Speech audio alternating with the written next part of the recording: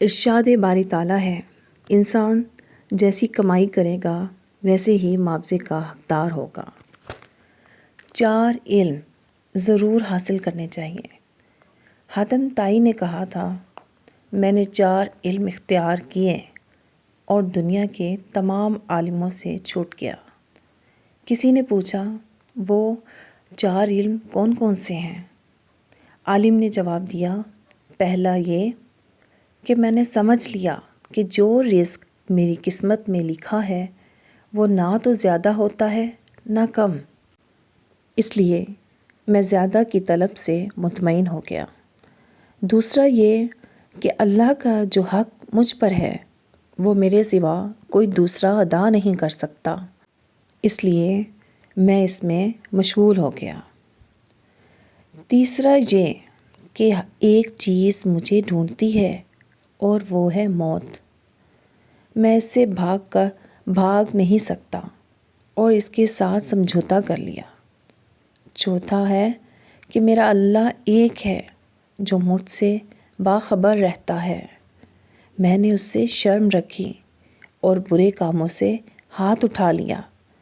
یہ 4 علم زندگی کے لیے اصول اور ایسی مشعل راہ ہے کہ جس نے انہیں اپنا لیا زندگی اس کے لیے اتنی ہی آسان اور مطمئن ہو گئی کہ شاید دنیا میں کسی اور کی ہوگی۔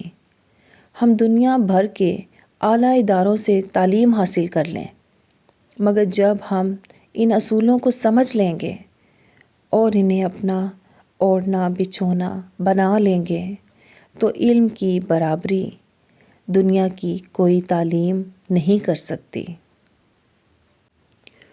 اس علم میں نہ صرف دنیا کی کامیابی اور سکون ہے بلکہ آخرت کی نجات بھی پوشیدہ ہے۔ ارشاد باری تعالیٰ ہے، ہر اس شخص کو اتنا ہی ملے گا جتنی اس نے قربانی دی ہوگی۔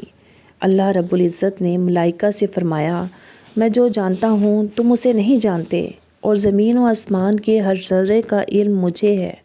اللہ رب العزت ایسا دانا ہے جو اندھیری رات میں سیاہ پتھر پر چلنے والی سیاہ چونٹی کے اٹھنے والے چھوٹے قدم جو پتھر پر ٹکتے ہیں یا پھر وہ دوڑتی ہوئی، وہ اسے بھی جانتا ہے اور دیکھتا ہے۔ ایسا واقف راز پروردگار کیا اپنے بندوں کی کوشش سے آگاہ نہیں ہے؟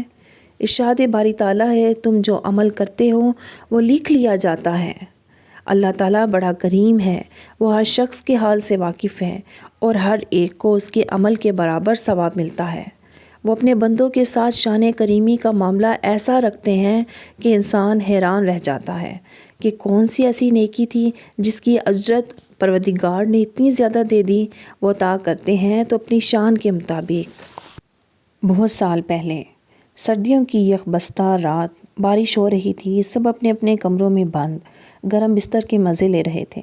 گھر کے آنگن کے کونے میں ایک بلی بارش سے بچنے کی ناکام کوشش کر رہی تھی۔ میں نے دیکھا کہ شدید سردی کی وجہ سے وہ کانپ رہی ہے۔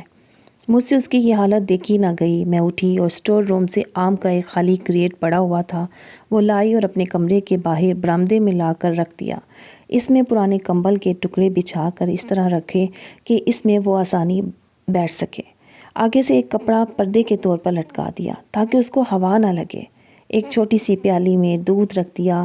وہ دوڑتی ہوئی آئی اور اس میں آ کر بیٹھ گئی۔ یہ اس کے لیے ایک محفوظ جگہ تھی، ایک ایسی پناہ گاہ جہاں اس کو کسی بھی چیز کا کوئی خوف خطرہ محسوس نہیں ہوا، اور سکون سے ساری رات گزاری۔ صبح کو وہ کپڑا ہٹا دیا تاکہ وہ باہر نکل سکے۔ میں نے دیکھا وہ دودھ اس نے سیر ہو کر پی لیا تھا۔ اس کے بعد وہ اتنی مانوس ہو گئی کہ سردیوں کا پورا موسم اس نے اپنے اسی گھر میں گزارا۔ رات کو روز اس کو دودھ دیتی رہی اور دن میں کھانے کو کبھی گوشت اور کبھی کچھ جو میسر ہوتا۔ اس نے کبھی تنگ نہیں کیا اور نہ اس نے گندگی پھیلائی، بلکہ گھر سے باہر چلی جاتی اور رات کو سو کر پھر صبح سویرے نکل جاتی۔ چند ماہ اس کا یہ معمول رہا۔ مجھے بھی اپنے بچوں کی طرح پیاری لگتی تھی۔ معصوم اور بے زبان جانور تو ہوتے ہی پیار کے لائق ہیں، لیکن آخر کب تک؟ گھر والوں کو یہ بات ناگوار گزری۔ بھائیوں نے اس کو پکڑا اور گھر سے بہت دور بلکہ میلوں دور چھوڑ آئے۔ اس بات کو کئی ماہ گزر گئے۔ اچانک وہی بلی گھر واپس آ گئی۔ میلوں کا سفر اس نے کیسے طے کیا، کیسے گھر ڈھونڈا اور پہچانا، اس کے احساسات کو کیسے قلم بند کیا جا سکتا ہے، یہ تو میرے رب کا کمال ہے، اس کی شان کریمی ہے۔ گھر والے سب حیران پریشان کہ یہ کیسے لوٹ آئی۔ اگر ہم اسی طرح بے زبان لوگ جو لوگوں کے سامنے سوال نہیں کر سکتے، ان کی چپ کر کے مدد کر دیا کریں جس سے ان کی عزت نفس بھی مجروح نہ ہو، تو پھر دیکھیے رب کریم کیسے کرم کی بارش کرتا ہے۔ سبحان اللہ۔ ہجوم کے ساتھ غلط راہ پر چلنے سے بہتر ہے کہ آپ تنہا ہی راہ حق پر چل پڑیں۔ تمہاری اصل ہستی تو تمہاری سوچ ہے، باقی تو صرف ہڈیاں اور گوشت ہیں۔ اور لاسٹ بات، اللہ سے اس قدر قریب ہو جاؤ کہ تم دعا مانگو اور فرشتے آمین کہیں۔ بے شک ویڈیو اچھی لگے تو اسے لائک، شیئر اور ایک اچھا سا کمنٹ ضرور دیجیے گا۔